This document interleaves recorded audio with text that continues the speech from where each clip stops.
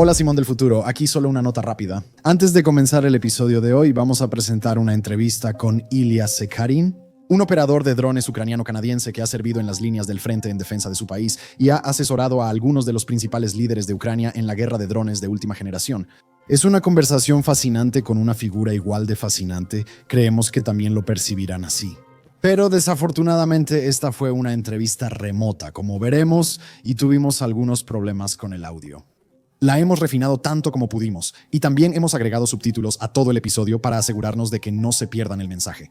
De cualquier manera, el mensaje de Ilya realmente vale la pena escuchar y estamos muy contentos de compartirlo con ustedes. Gracias por su comprensión. Y ahora el episodio de hoy.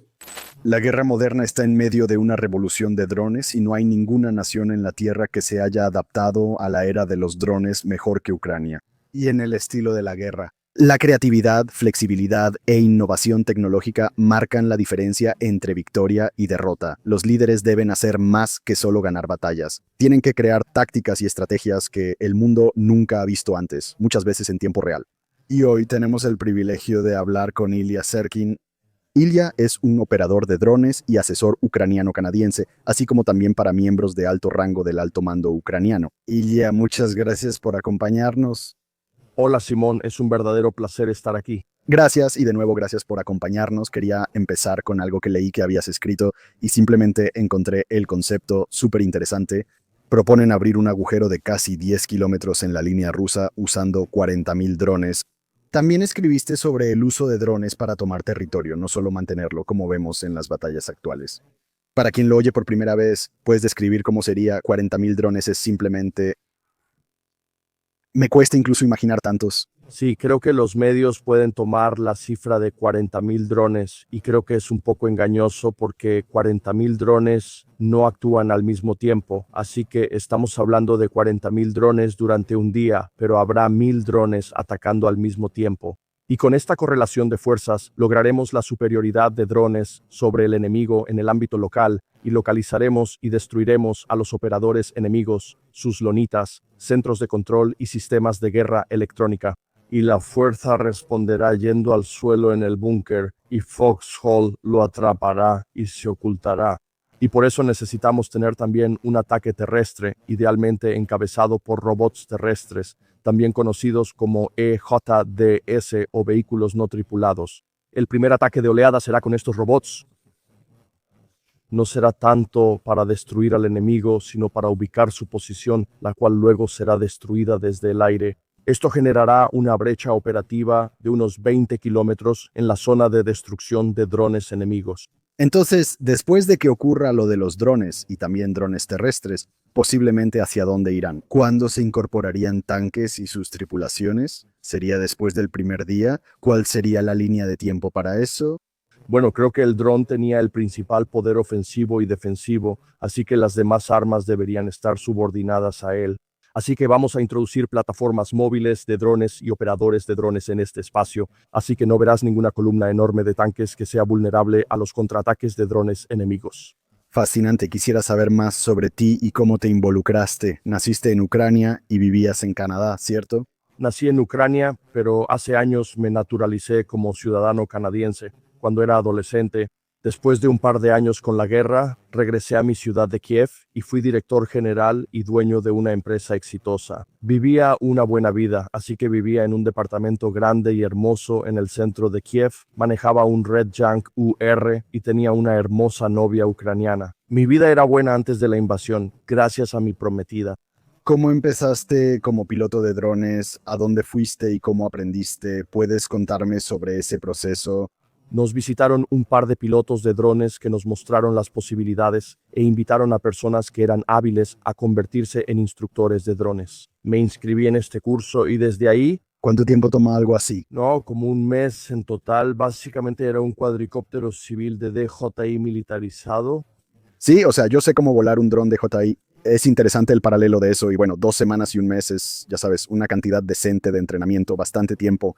Comparado con volar un jet o disparar un misil, la barrera de entrada parece menor, tal vez así se podría decir. Volar un DJI Mavic 3 no implica planificar una misión ni usarlo como arma. Así que tienes que tomar en cuenta los recursos que tienen en Player. Tienes que tomar en cuenta el horizonte de radio, cómo planearlo, cómo abordar las rutas, dónde establecer los centros de control, cómo usar los transmisores, etc.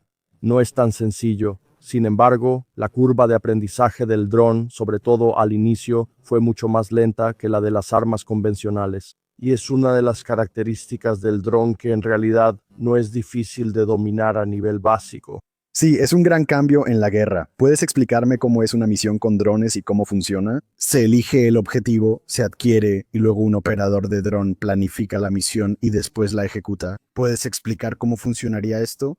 Bueno, el dron está a nivel técnico, es responsable de la vigilancia comercial, adquisición de objetivos, evaluación de daños y funciones similares. Entonces, ¿qué es exactamente lo que buscas y cuál es la tecnología actual para hacerlo?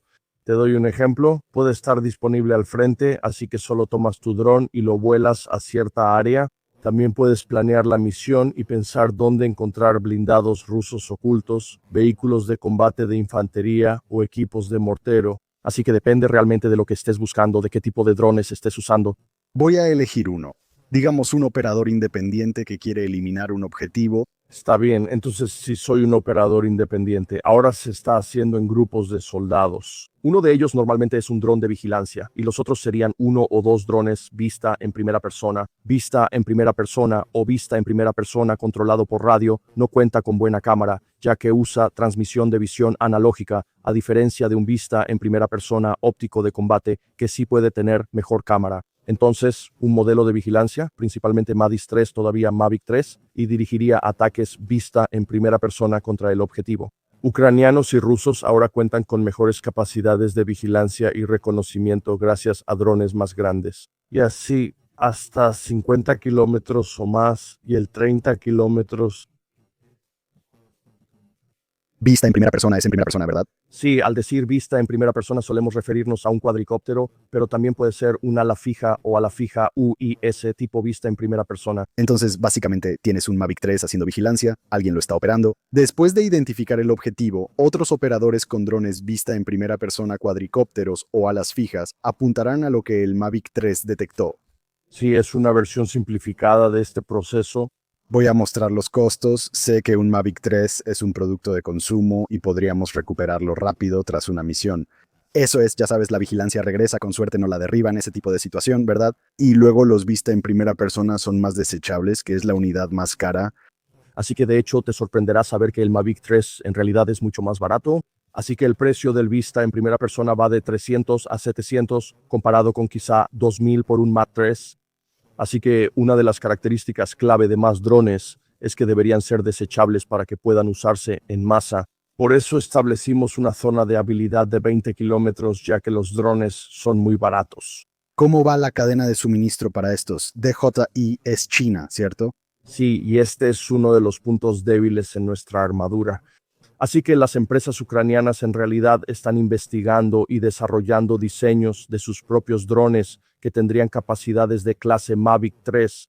La producción de vehículos aéreos no tripulados y muchos de sus componentes ya se realiza principalmente en Ucrania. No solo los armazones, también hélices y motores.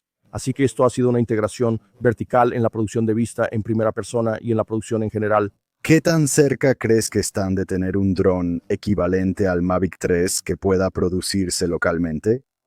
Espero que el próximo año, si están ganando ejército confiable, con características mejores que el Mavic 3. Y una vez que tengan esto, por supuesto, reemplazaremos el producto de China, que es una vulnerabilidad en la armadura. Por ahora hay muchos Mavic 3 y otros drones, ¿verdad? Sí, el Mavic 3 es el que domina el campo de batalla. Sigo pensando que si voy a una tienda aquí, encontraré un Mavic 3 a la venta, así que no parece que se acaben pronto. Quería hablar sobre los drones y tu experiencia en cuanto están involucrados en la guerra en las líneas del frente allá afuera. Porque cuando hago videos para el canal o leo las noticias, es drones, drones, drones todo el tiempo. ¿Eso se nota en el frente? ¿La guerra la controlan los drones, como dicen los medios?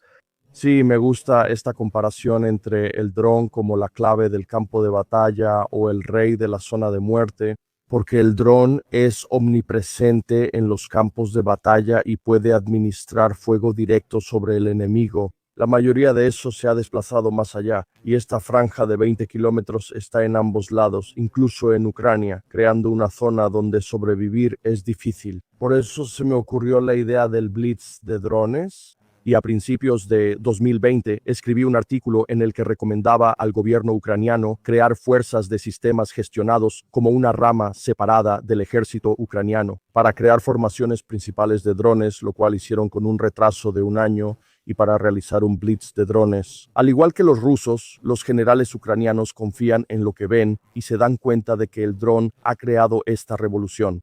La pregunta ya no es si debemos usar el dron, sino cómo usarlos de la manera más efectiva para sacarles el mayor provecho. Hay líneas del frente moviéndose ahora. Parece solo una zona de muerte donde las tropas apenas pueden moverse, por enjambres de drones en todas partes y cómo las líneas del frente cambian de dirección. Con una situación así, sin hacer un ataque masivo de drones, ¿cómo va a tomar un lado territorio del otro?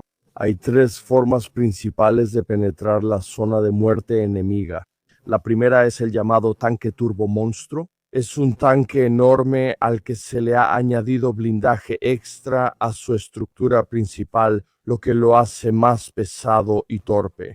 Aunque resiste más impactos de FPV que un tanque tradicional, es muy torpe. Es lento, es vulnerable a armas tradicionales como artillería o antitanques. La segunda forma de penetrar la zona enemiga es mediante el uso de transportes de pequeña capacidad como motocicletas, scooters eléctricos y buggies. El tercer método, y probablemente el más usado para cruzar la zona de muerte, son los pequeños grupos de infiltración de asalto.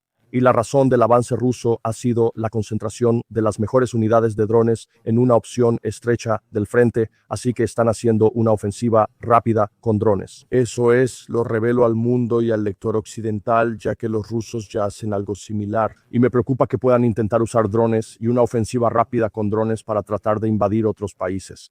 Entonces, ¿cómo te defiendes contra una ofensiva rápida de drones? Sabes, ahora hay formas de defenderse contra los drones, como redes y cosas así, y derribarlos muchas veces con misiles muy caros. Pero ¿cómo sería con miles de drones? Decenas de miles de drones potencialmente en un solo día participando en una ofensiva rápida de drones. ¿Cómo te defenderías de algo así? Parece abrumador.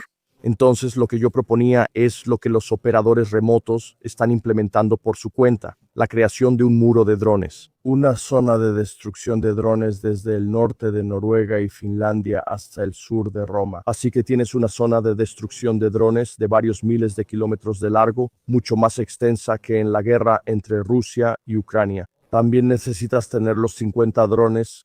Los rusos seguirán atacando a larga distancia. Debes tenerlos listos para el troleo. Atacar en la zona de muerte. Si no estamos hablando de armas convencionales tradicionales, sería una guerra de drones contra drones o algún otro tipo de guerra electrónica. ¿O cuál sería realmente el elemento que eliminaría a los drones en esta zona de muerte? Bueno, hay varias armas que se pueden desplegar contra el dron. Puedes intentar construir el dron en el aire o conducirlo, localizarlo y destruirlo. Centros de lanzamiento y control. Por supuesto, atacar los sitios de lanzamiento y los centros de control tiene mucho más sentido. Intentar defenderse contra el dron, que probablemente atacará en enjambres. La mejor defensa contra ellos es dispersarse y ocultarse. Después hay que localizar y eliminar a los operadores animales. Este es el mejor enfoque que puedes usar. Por supuesto, puedes emplear algunos dispositivos tácticos como escopetas, lanzadores de redes, los láseres en la parte trasera, donde tendríamos fuentes de energía potentes. Pero el método principal en el frente con el dron es destruir las operaciones enemigas. Así que si estás apuntando a estos centros de control, creo que no lo sé. Los drones de hace 20 años, cuando piensas en los drones Predator y estas cosas siendo operadas por algún estadounidense de 20 años en Estados Unidos, mientras un dron vuela sobre Irak o Afganistán o algo así, es muy diferente al mundo de hoy. ¿Son drones? No lo sé. Tuve uno antes y su alcance era de 5 o 10 kilómetros. ¿Es esto? ¿Por qué los centros de control todavía tienen que permanecer tan cerca de los drones o ya resolvieron eso? ¿Ha habido formas de alejar a esas personas aún más para que sean menos localizables o menos vulnerables? Sí, esa es una buena pregunta y está en el corazón de los drones. Hay varios problemas básicamente al operar el dron desde lejos. Así que el primero es la vulnerabilidad a los enlaces de comunicación satelital. Otro factor es que hay un pequeño retraso en las señales de transmisión, así que tienes unos segundos de demora. Eso se puede compensar en parte con inteligencia artificial y autonomía. Así que, por ejemplo, bloqueas un objetivo con un sistema autónomo y no tienes que ser preciso respecto al retraso, 1 o 2 segundos de retraso que tomará. Si evalúas esta mejora de la inteligencia artificial, 2 segundos pueden ser muy importantes. Perdón, ¿esto es algo que se puede poner en los drones que están en el campo de batalla hoy en día? O sea, ¿se puede incorporar eso?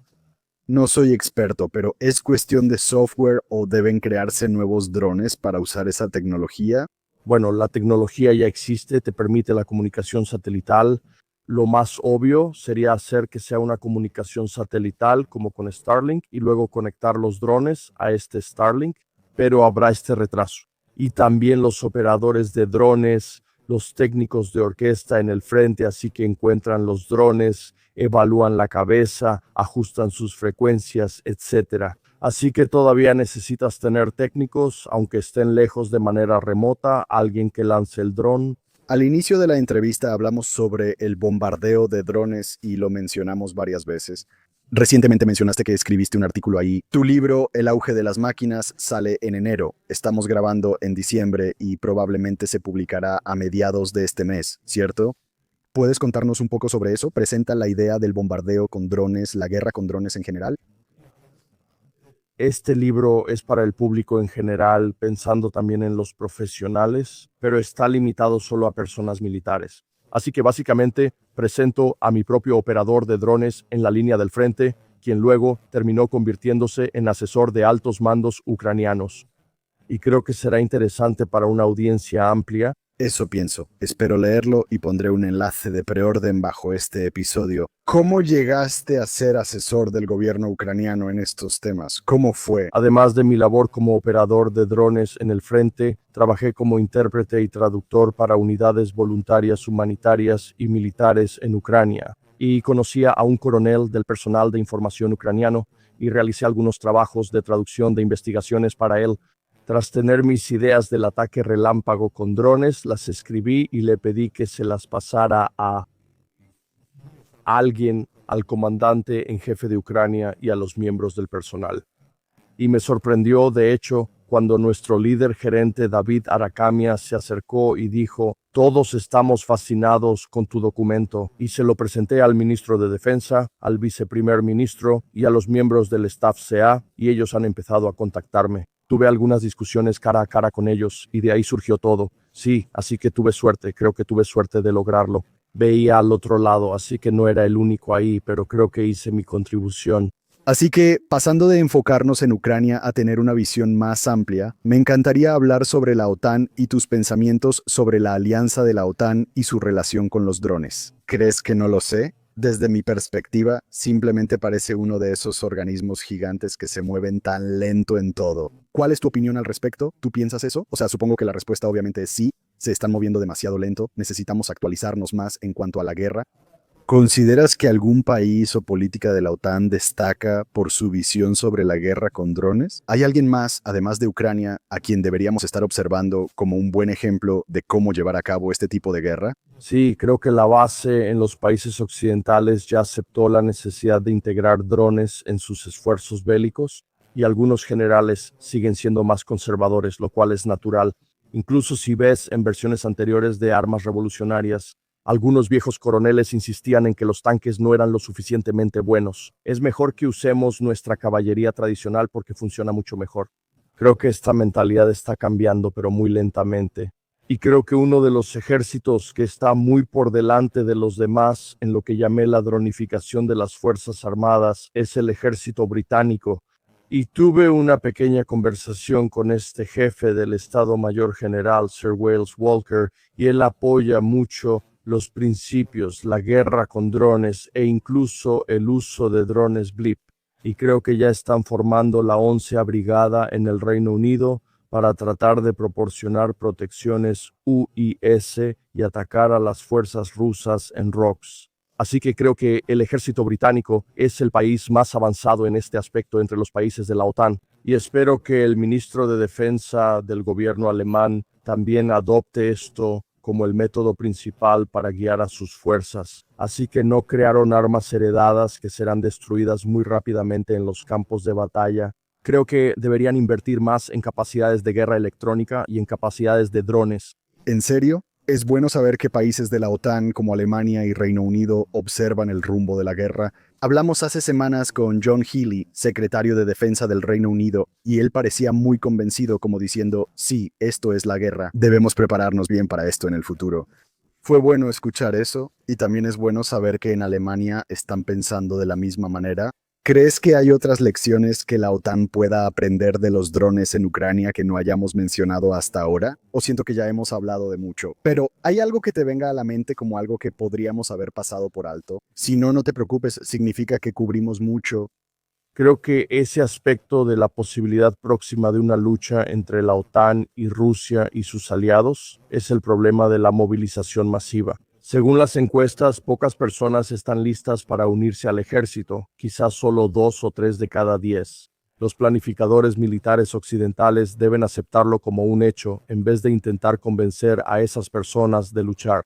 Creo que se debería confiar más en la regeneración de fuerzas voluntarias a través de incentivos monetarios más altos, como Rusia paga más a sus contratistas y cómo ha podido generar sus fuerzas a un ritmo acelerado, porque Rusia movilizó fácilmente a cientos de miles de personas. Pero no va rápido porque podría provocar disturbios sociales, problemas dentro del régimen.